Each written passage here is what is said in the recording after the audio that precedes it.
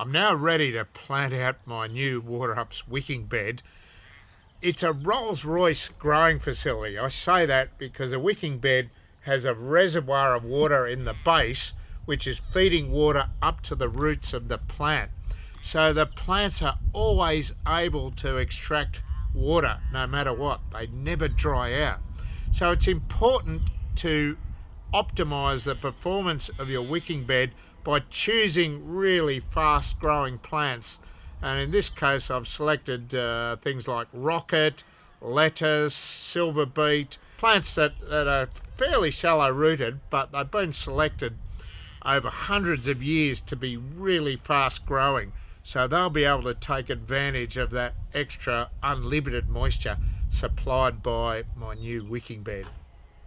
I'll start with the rocket, and it's important just to make sure that you give the plants a little bit of room to move. These are seedlings which I'm going to just gently tease apart.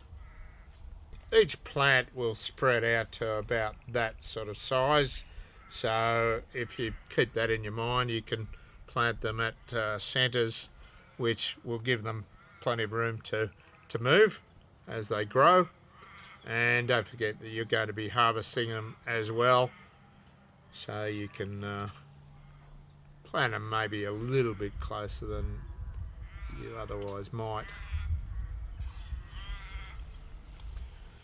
So I've now put in 5 different species of leafy green, and I include beetroot in that because you can eat the foliage as well as the fleshy roots.